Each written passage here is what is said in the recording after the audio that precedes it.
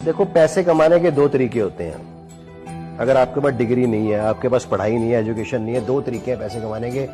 एक तो नौकरी कर लो, जाते ही 15,000 रुपए की नौकरी करो, कहीं पे वॉचमैन बन जाओ, किसी की गाड़ी चला लो, किसी की ऑफिस के अंदर फील्ड की जॉब कर लो, कहीं पेंट्री में वर्क कर लो, आपको 15,000 रुपए, 16,000 रुपए, 18,000 रुपए की नौकरी लग जाएगी। हाँ, भूखे नहीं मरोगे, रोटी मिलेगी घर में खाने के लिए, सिर्फ रोटी। और कहीं आप शौकीन है बटर चिकन खाने के, तंदूरी चिकन खाने के, बढ़िया गाड़ी में घूमने के, तो व्यापार करना पड़ेगा। नौकरी करते हुए ये सब काम तो कर नहीं पाओगे तुम।